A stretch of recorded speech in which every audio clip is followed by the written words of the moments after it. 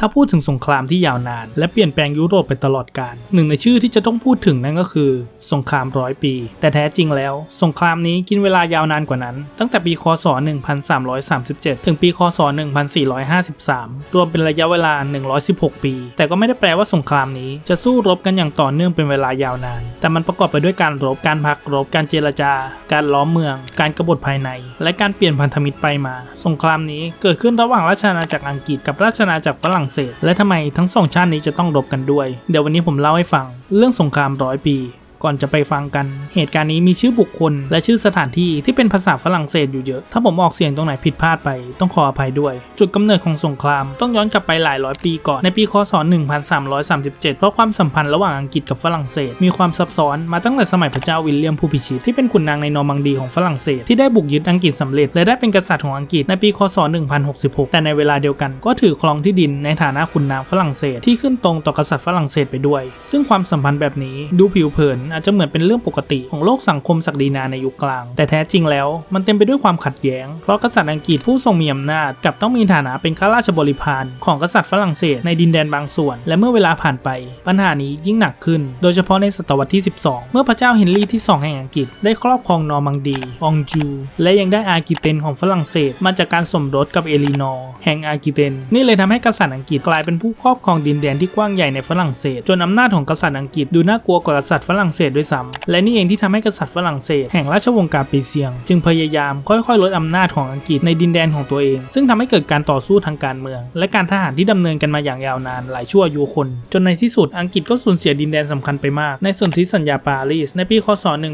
1259ระหว่างพระเจ้าเฮนรี่ที่3แห่งอังกฤษและพระเจ้าหลุยส์ที่9แห่งฝรั่งเศสที่ซึ่งพยายามสร้างความสมดุลใหม่โดยให้อังกฤษยังคงถือครองกีเยนที่เป็นส่วนหนึ่งของอาร์กิเตนแต่จะต้องถวายความเคารพต่อกษัตริย์ฝรั่งเศสในฐานะผู้ที่เป็นประมุขเหนือดินแดนนั้นในระยะสั้นข้อตกลงนี้ทำให้ความสัมพันธ์ดูสงบลงแต่ในระยะยาวมันกลับซ่อนปัญหาไว้มากมายเพราะทุกครั้งที่มีการเปลี่ยนราชการอังกฤษจะต้องทำพิธีถวายความเคารพใหม่และเรื่องนี้มักจะก่อความขุ่นเคืองอยู่เสมอเนื่องจากไม่มีใครยอมรับว่าตนด้อยกว่ากษัตริย์อีกองค์หนึ่งโดยเฉพาะเมื่อทั้งสองต่างเป็นมหากษัตริย์ที่ยิ่งใหญ่และนอกจากปัญหาเรื่องศักดิ์ศรีแล้วยังมีปัญหาเรื่องกฎหมายและการบริหารอีกด้วยอำนาจของกษัตริย์ฝรั่งเศสเปิดให้เจ้าหน้าที่ฝรั่งเศสเข้าไปแทรกแซงกิจการภายในที่อังกฤษปกครองอยู่ทำให้ขุนนางหรือผู้แทนของอังกฤษในดินแดนนั้นถูกแทรกแซงและกดขี่อยู่เสมอซึ่งความตึงเครียดที่นำไปสู่สงครามไม่ได้เกิดขึ้นจากปัญหาใหญ่เท่านั้นแต่เกิดจากความขัดแย้งเล็กๆที่เกิดขึ้นซ้ำๆไม่ว่าจะเป็นเรื่องภาษีอำนาจศาลการแต่งตั้งเจ้าหน้าที่และประสิทธิภาพในการปกครองเมืองชายแดนรวมไปถึงการแข่งขันทางทะเลและการเมืองระดับราชวงศ์ปัญหาเหล่านี้ค่อยๆพอกพูนขึ้นจนกลายเป็นวิกฤตในปลายศตวรรษที่13และต้นศตวรรษที่14ความสัมพันธ์ของ2อาณาจักรก็ตึงเครียดขึ้นอีกหลายขั้นเช่นวิกฤตการณ์ในปีคศ1294เมื่อฝรั่งเศสประกาศยึดเมืองกีเยนชั่วคราวและยังมีความขัดแย้งด้านอื่นๆอีกซึ่งทั้งสองฝ่ายจะพยายามหาทางออกด้วยการแต่งตั้งผู้ว่าที่ทั้งคู่ยอมรับได้หรือใช้การเจรจาทางการทูตเข้าช่วยแต่ปัญหาพื้นฐานยังคงไม่หมดไปพอลึกลงไปแล้วฝรั่งเศสก็ไม่อยากให้กษัตริย์อังกฤษมีฐานอำนาจในดินแดนของตนส่วนฝั่งอังกฤษก็ไม่ยอมเสียเกียรติและผลประโยชน์ทางเศรษฐกิจจากดินแดนเหล่านี้อย่างไรก็ตามสิ่งที่ทำให้ความขัดแย้งลุกลามจากปัญหาชายแดนไปสู่สงครามใหญ่ระดับยุโรปคือวิกฤตการณ์สืบทอดราชบัลลังก์ของฝรั่งเศสในปีคศ1328เมื่อพระเจ้าชาร์ลที่4สิ้นพระชนม์โดยไม่มีรัชทายาทโดยตรงคำถามสำคัญจึงเกิดขึ้นว่าใครควรขึ้นเป็นกษัตริย์ฝรั่งเศสคนต่อไปซึ่งผู้ที่อ้างสิทธิ์มี2ฝ่ายแรกคือพระเจ้าเอ็ดเวิร์ดที่3แห่งอังกฤษซึ่งสืบสิทธิ์ผ่านมารดาคืออลิซาเบลล่าพระธิดาของพระเจ้าฟิลิปที่4แห่งฝรั่งเศสและอีกฝ่ายคือฟิลิปเขาแห่งราชวงศ์วาลลัวซึ่งเป็นญาติฝ่ายชายแห่งราชวงศ์กาบิเตนแต่ในท้ายที่สุดสภาขุนนางฝรั่งเศสก็เลือกฟิลิปขึ้นมาเป็นพระเจ้าฟิลิปที่6โดยยึดหลักว่าบัลลังก์ฝรั่งเศสไม่ควรตกทอดผ่านสายเลือดผู้หญิงไปสู่กษัตริย์ต่างชาติซึ่งการตัดสินใจนี้สำคัญมากเพราะไม่ได้เพียงเป็นการเลือกผู้ปกครองใหม่แต่ยังเป็นการปฏิเสธพระเจ้าเอ็ดเวิร์ดที่3อย่างเป็นทางการซึ่งในช่วงแรกพระเจ้าเอ็ดเวิร์ดที่3ยังไม่พร้อมที่จะรบอย่างเต็มรูปแบบพระองค์จึงยอมถวายการเคารพแก่พระเจ้าฟิลิปที่6ในฐานะเดยุคแห่งกีเยนแต่ความไม่พอใจก็ไม่ได้หายไปไหนแต่ยิ่งตรงกันข้ามด้วยซ้ำเพราะมันยิ่งสะสมขึ้นมาพร้อมกับปัญหาอื่นๆทั้งดินแดนในแกสเคนนีที่ความสัมพันธ์ระหว่างฝรั่งเศสกับสกอตแลนด์ทำให้อังกฤษมองฝรั่งเศสว่าคอยสนับสนุนศัตรูของตนโดยเฉพาะสกอตแลนด์ซึ่งเป็นภัยคุกคามที่สำคัญมากทางเหนือของอัง กฤษซึ่งส่วนฝรั่งเศสเองก็มองว่าอังกฤษพยายามจะแทรกแซงที่ดินที่ควรอยู่ภายใต้อิทธิพลของฝรั่งเศสและเมื่อพระเจ้าฟิลิปที่ 6 ประกาศการยึดกีเยนในปีคศ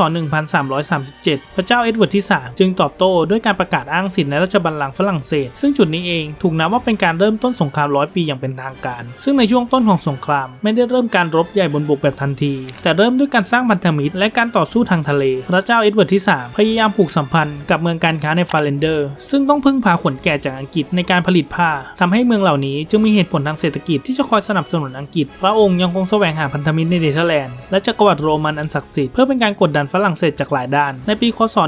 1340 อังกฤษได้รับชัยชนะสำคัญที่ยุทธการทางทะเลซาลูชัยชนะครั้งนี้มีความหมายเป็นอย่างมากเพราะทำให้อังกฤษควบคุมการข้ามช่องแคบได้ดีขึ้นและสามารถส่งทหารกับเสบียงเข้าสู่ทวีปยุโรปได้อย่างมีประสิทธิภาพซึ่งหากอังกฤษไม่มีความได้เปรียบทางทะเลก็คงจะเป็นเรื่องยากมากที่จะรักษาสงครามในระยะยาวในฝรั่งเศสไว้ได้หลังจากนั้นสงครามได้ขยายไปยังบูตาเนียซึ่งกำลังเกิดข้อพิพาทเรื่องการสืบทอดตำแหน่งเดยุคทำให้ทั้งอังกฤษและฝรั่งเศสต่างสนับสนุนผู้ท้าชิงคนละฝ่ายทำให้บูตานีกลายเป็นสมรภูมิย่อยของสงครามใหญ่ไปด้วยอย่างไรก็ตามทั้งสองราชสำนักในช่วงแรกยังคงระวังเรื่องการเสี่ยงเผชิญหน้าตรงๆเพราะการรบเพียงครั้งเดียวอาจจะตัดสินชะตาของทั้งสองฝั่งได้เลยทำให้กษัตริย์ทั้งสองฝ่ายจึงใช้การทูตสงครามโฆษณาชวนเชื่อและการปลุกปั่นกบฏภายในพื้นที่ฝ่ายตรงข้ามควบคู่กันด้วยแต่ความระมัดระวังนี้ก็อยู่ได้ไม่นานเมื่ออังกฤษเริ่มประสบความสำเร็จทางการทหารมากขึ้นในช่วงปีคศ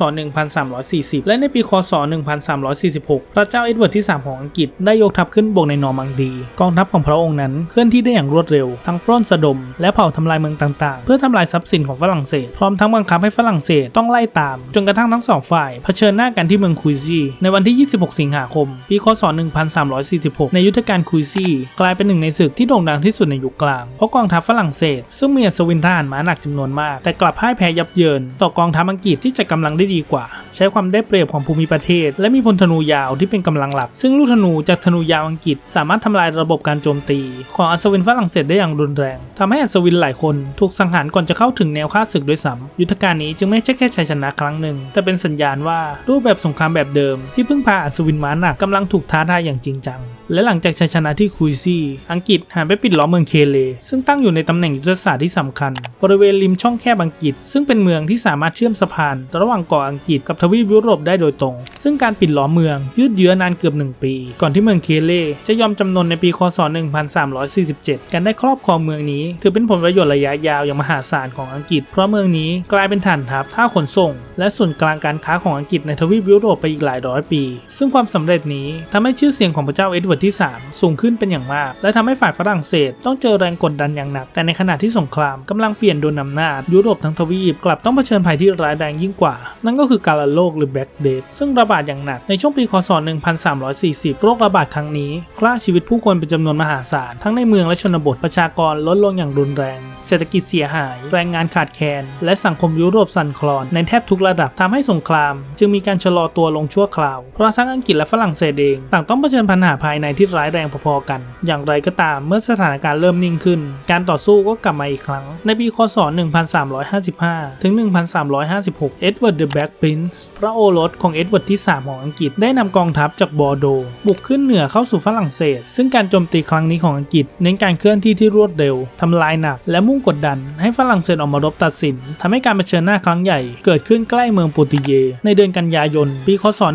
1356 ผลลัพธ์ออกมาซ้ำรอยกับการรบที่เมืองคุยซี่กองทัพฝรั่งเศสพ่ายแพ้อีกครั้งแต่คราวนี้เหตุการณ์รุนแรงยิ่งกว่าเดิมเพราะพระเจ้าจอห์นที่ 2 แห่งฝรั่งเศสถูกจับเป็นเฉลยพร้อมขุนนางชนชั้นสูงอีกจำนวนมากซึ่งการจับกุมกษัตริย์คู่สงครามได้ถือเป็นเรื่องใหญ่ที่สะเทือนทั้งยุโรปซึ่งเหตุการณ์นี้ทำให้ฝรั่งเศสเข้าสู่สภาวะวิกฤตทางการเมืองทันทีเพราะขาดผู้นำที่ชอบธรรมในช่วงเวลาที่อันตรายที่สุดซึ่งผลกระทบจากความพ่ายแพ้ที่เมืองโปรตุเกสไม่ได้จำกัดอยู่แค่ในสนามรบเท่านั้นแต่ทำให้ฝรั่งเศสภายในประเทศตกอยู่ในความโกลาหลอย่างรวดเร็วซึ่งมีการเรียกประชุมทุกฐานอันดรในฝรั่งเศสเพื่อหารายได้ในการจ่ายค่าไถ่กษัตริย์ทำให้เกิดความขัดแย้งระหว่างราชสำนักขุนนางและชนชั้นต่างๆภายในเมืองในปารีสเกิดความไม่สงบครั้งใหญ่และในขณะที่ชนบทเองก็เกิดการกบฏของชาวบ้านหรือที่รู้จักกันในชื่อเหตุการณ์เชคกรีที่เกิดจากประชาชนที่เดือดร้อนจากการจ่ายภาษีหนักการปล้นสะดมและการไร้ประสิทธิภาพของชนชั้นปกครองทำให้ฝรั่งเศสในเวลานั้นจึงดูเหมือนกำลังจะแตกสลายจากทั้งศัตรูภายนอกและปัญหาภายในไปพร้อมกัน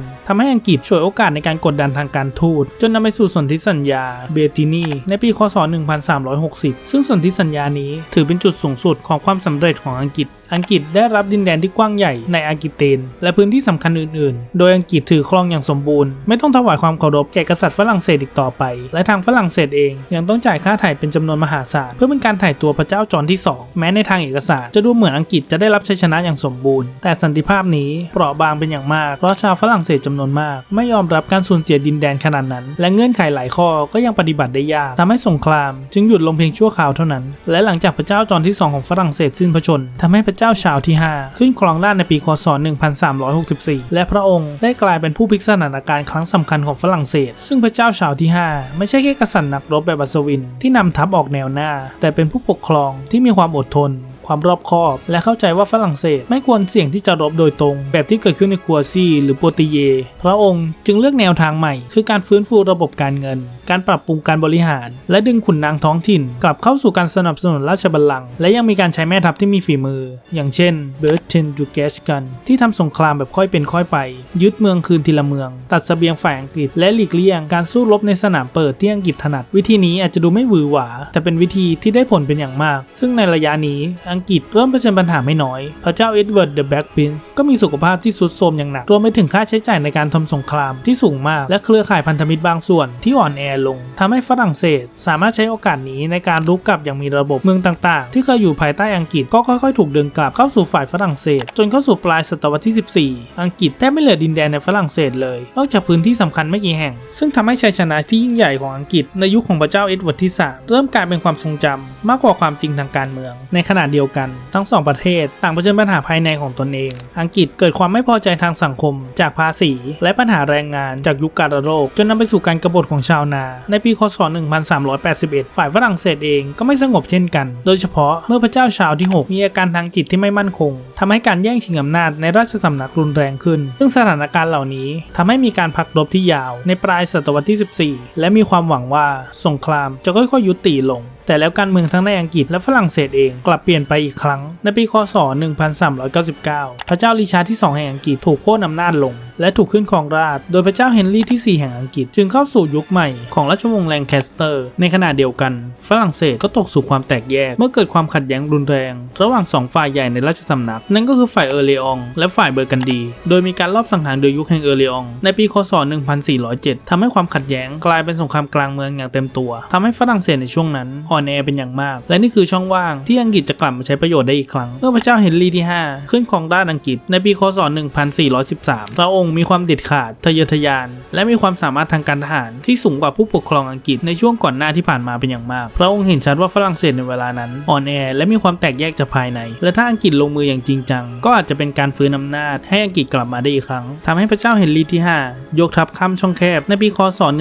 1415และได้ยึดเมืองฮาร์ตฟอร์หลังจากการปิดล้อมที่ยาวนานแม้จะเสี่ยงกำลังพลจากโรคระบาดและความเหนื่อยล้าแต่พระเจ้าเฮนรี่ที่ 5ก็ตัดสินใจจะเคลื่อนทัพไปยังเมืองเคเลและระหว่างทางก็ได้เผชิญหน้ากับกองทัพฝรั่งเศสที่อาซาโคในวันที่ 25 ตุลาคศ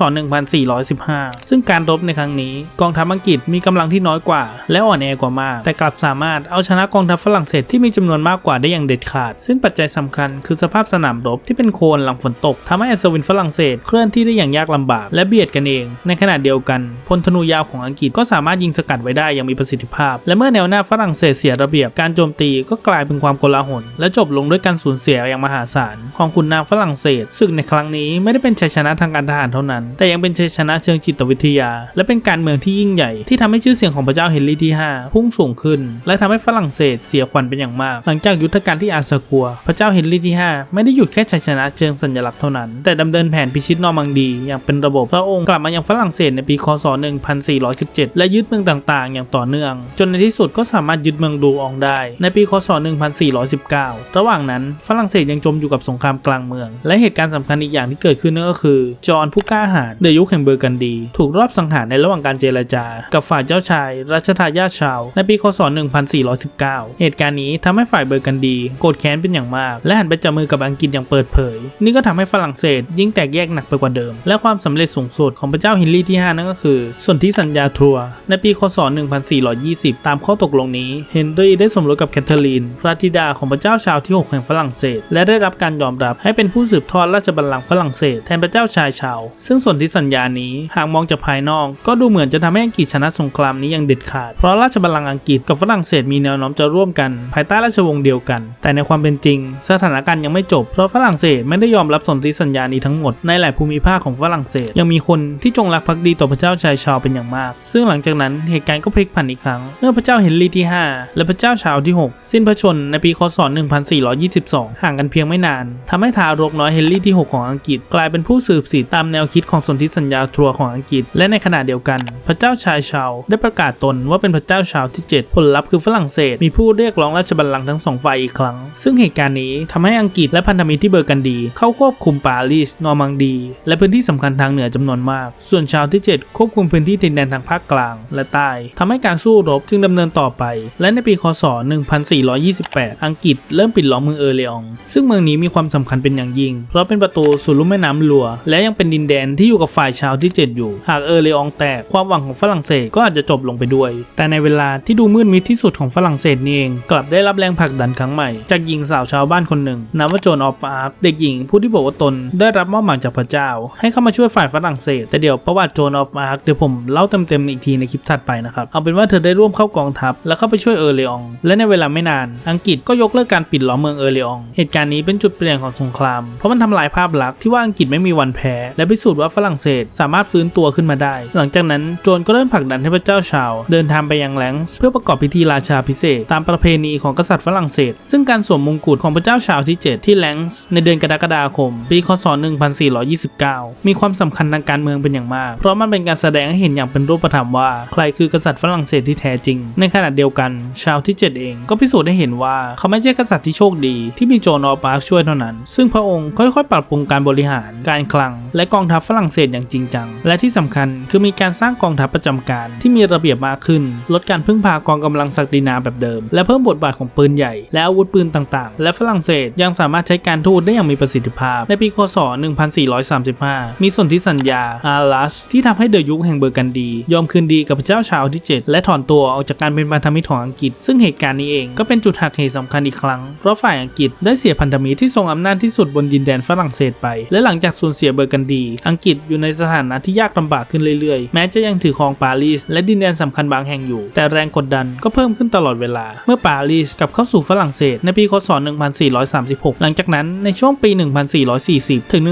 1450 ฝรั่งเศสก็ค่อยๆยึดนอร์มังดีกีเยนคืนทีละส่วนซึ่งกองทัพฝรั่งเศสในยุคนั้นมีระเบียบมากกว่าเดิมมีการใช้ปืนใหญ่อย่างมีประสิทธิภาพมากขึ้นต่างจากยุคแรกของสงครามที่ยังคงเน้นการรบแบบใช้อัศวินและธนูเป็นหลักซึ่งเทคโนโลยีทางการทหารจึงเป็นอีกหนึ่งปัจจัยสำคัญที่เข้ามาเปลี่ยนทิศทางของสงคราม100 ปีได้แล้วก็มาถึงการรบครั้งสุดท้ายที่ถูกมองว่าเป็นการรบปิดฉากของสงคราม100 ปีนั่นก็คือยุทธการที่กัสติยงในปีคศ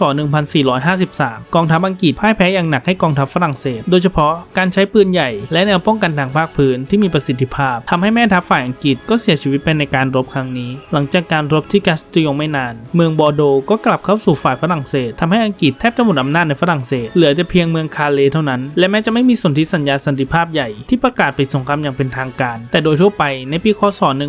1453 ก็ถือว่าเป็นจุดสิ้นสุดของสงคราม100 ปีและหากมองในเชิงการทหารสงคราม100 ปีแสดงให้เห็นถึงความเปลี่ยนแปลงครั้งใหญ่ของสงครามในยุคกลางในช่วงต้นของสงครามอังกฤษมีความได้เปรียบเป็นอย่างมากจากพลธนูยาวการจัดการรบที่ยืดหยุ่นและการเลือกสนามรบที่เอื้อให้กองทัพขนาดเล็กสามารถเอาชนะกองทัพขนาดใหญ่ได้ที่คุยซี่โปติเยและอาซาคัวก็เป็นตัวอย่างที่ชัดเจนว่าอัศวินทหารม้าหนักไม่ใช่กำลังรบที่ไร้เทียมทานอีกต่อไปแต่เมื่อสงครามดำเนินไปเทคโนโลยีปืนใหญ่และการสร้างกองทัพที่มีระบบมากขึ้นของฝรั่งเศสก็กลายเป็นตัวแปรสำคัญรวมไปถึงการปิดล้อมเมืองในยุคหลังที่มีลักษณะแตกต่างจากช่วงแรกเป็นอย่างมากและอำนาจของรัฐส่วนกลางเองก็มีบทบาทเหนือกว่ากองทัพศักดินาแบบเดิมและในเชิงการเมืองสงครามครั้งนี้ช่วยผลักดันให้ทั้งอังกฤษและฝรั่งเศสพัฒนาไปสู่รัฐที่รวมศูนย์กลางมากขึ้นฝ่ายฝรั่งเศสเรียนรู้จากความพ่ายแพ้และความแตกแยกว่าราชบัลลังก์จะต้องเข้มแข็งมีรายได้ประจำและมีกองทัพที่ไม่ได้ขึ้นอยู่กับความเต็มใจของขุนนางท้องถิ่นเพียงอย่างเดียวในส่วนของอังกฤษแม้จะมีชัยชนะทางการทหารอันน่าจดจำหลายครั้งแต่สงครามที่ยืดเยื้อก็สร้างภาระทางการเงินอย่างมหาศาลและเมื่อสูญเสียดินแดนในฝรั่งเศสไปเกือบหมดความขัดแย้งภายในก็เริ่มปะทุขึ้นในเวลาต่อมาจนนำไปสู่สงครามดอกกุหลาบในช่วงศตวรรษที่